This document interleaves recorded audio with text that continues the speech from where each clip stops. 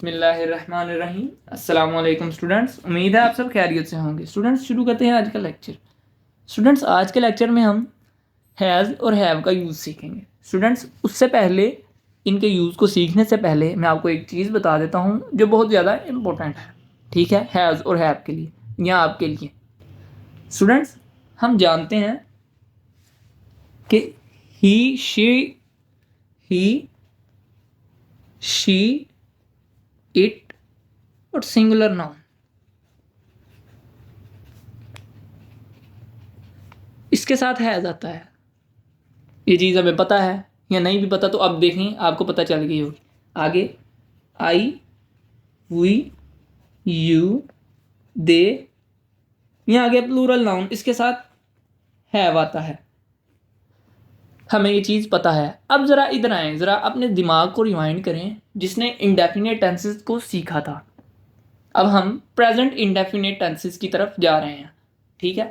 Present indefinite tense, उसका structure क्या था? Subject plus verb s or es plus object, ठीक है।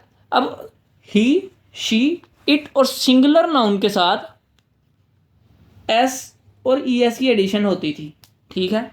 आई, वी, यू, दे के साथ नहीं थी होती, सिंपल वर्ब ही आता था। इसके साथ वर्ब के साथ एस और ई एस की एडिशन होती थी, इसके साथ सिंपल वर्ब ही आता था।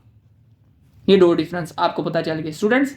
क्या क्या कि आई, वी, यू, दे के साथ सिर्फ वर्ब आता था और ही, शी, इट और सिंगुलर नाउन के साथ वर्ब के साथ एस और यस आता था।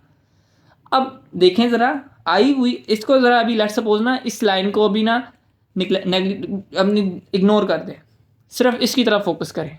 स्टूडेंट्स आई, वी, यू, दे के साथ वर्ब आता है, ठीक है, और आई, वी, यू, दे के साथ ही हैव आता है। स्टूडेंट्स जो असल लफ्ज़ है ना वो हैज़ नहीं है, हैव है। क्या चीज़ है?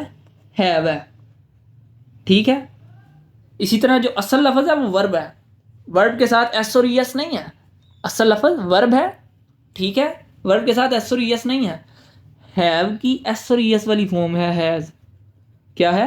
हैव की एस और यस वाली फॉर्म है हैज़। ये देखिए ज़रा एच ए इसमें भी ये वी ई को ख़त्म करके हमने हैज़ लगा दिया, इसकी एस और यस वाली फॉर्म बना दी। जिस तरह वर्ब के साथ एस और यस लगता है इसी तरह हैव के साथ एस और यस लगता है। इधर हैव से कन्वर्ट हैज़ में हो गया। तो स्टूडेंट्स इसको बताने का मकसद ये है कि हैव की हैज़ और यस वाली फॉर्म है ये हैज़।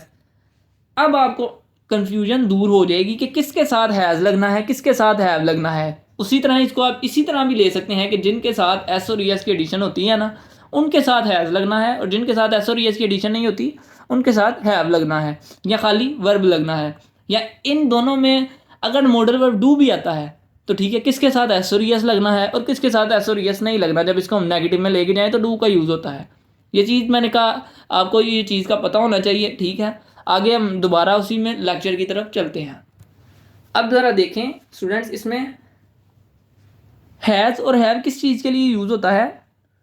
टू एक्सप्रेस पोजेशन, ठीक है, डिजीज़ या रिलेशन इन द प्रेजेंट। किन किन चीज़ों को? पोजेशन, डिसीज़ या रिलेशन।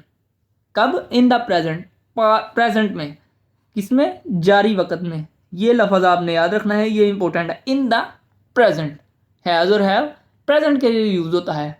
पोजेशन, ठीक है, मलकियत बताने के लिए, डिजीज़ बीमारी बताने के लिए, रिलेशन रिश्ता बताने के लिए, ठीक है। आगे हम देखेंगे।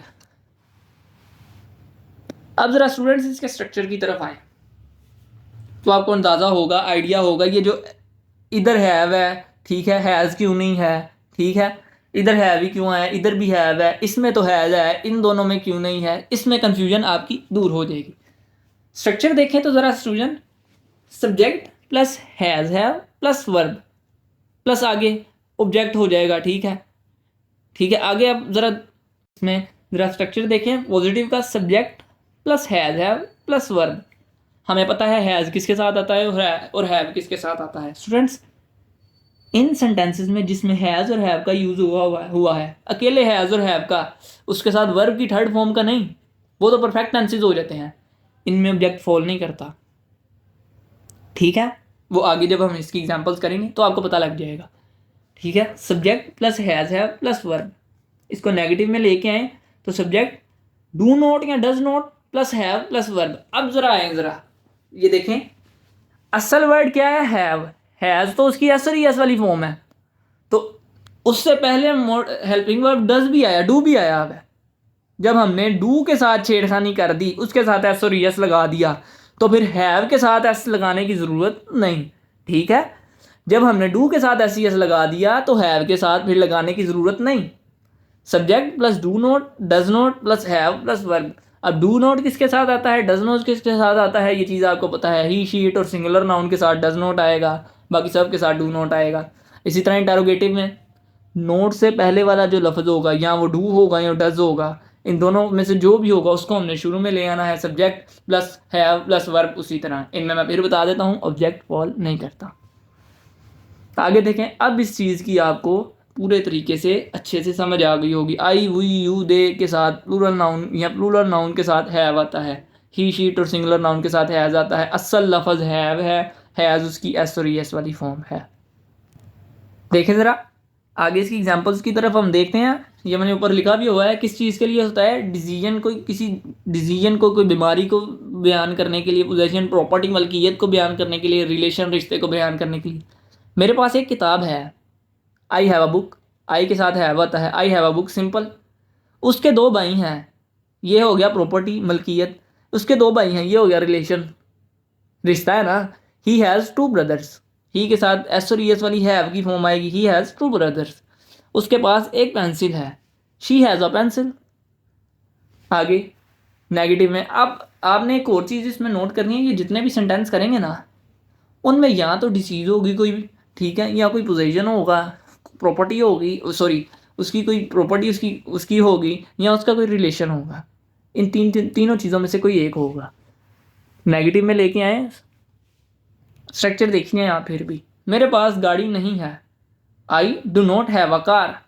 ठीक है, आई है इसलिए इसके साथ डू आएगा, डज नहीं आएगा। ही शीट और सिंगुलर नाउन के साथ डज आएगा। उसे जुकाम नहीं है, ये बीमारी है, she does not have flu. Ali को बुखार नहीं है, Ali does not have temperature. Structure देखिए आपको समझ लगती जाएगी। आगे इंटरोगेटिव में, क्या आपके पास उर्दू की किताब है। नोट से पहले जो हेल्पिंग वर्ब है वो शुरू में आ जाएगा, do you have Urdu book या उर्दूज बुक। ठीक है, ये पोजेशन प्रॉपर्टी बयान करने के लिए ये इस तरह यूज होता है। ठीक है, या सिंपल आप उर्दू बुक कर लें, do you have Urdu book. क्या उसे जिल्द का मसला है, does he have skin problem. क्या आपकी दो बहनें हैं, do you have two sisters. Simple हमने इंटरोगेटिव में बनाने के लिए क्या करना है, नोट को ख़त्म कर देना है, उससे पहले जो लफ्ज़ होगा वो शुरू में ले आना है। स्टूडेंट्स, मेरा ख्याल है अब तक आपको इस चीज़ की समझ आ चुकी होगी कि इंटरोगेटिव में कैसे कन्वर्ट करना है, नेगेटिव में कैसे कन्वर्ट करना है। स्टूडेंट्स, ये हमारा आज का लेक्चर ख़त्म हुआ। आपने होपफुली सीख लिया होगा हैज़ और हैव किन किन में यूज़ होता है। स्टूडेंट्स, अब इनकी आपने प्रैक्टिस करनी है। मैं वीडियोस में वो आपको प्रैक्टिस तो नहीं करवा सकता, ये आपने खुद करनी है। आज के लिए इतना ही स्टूडेंट्स, अल्लाह हाफिज़।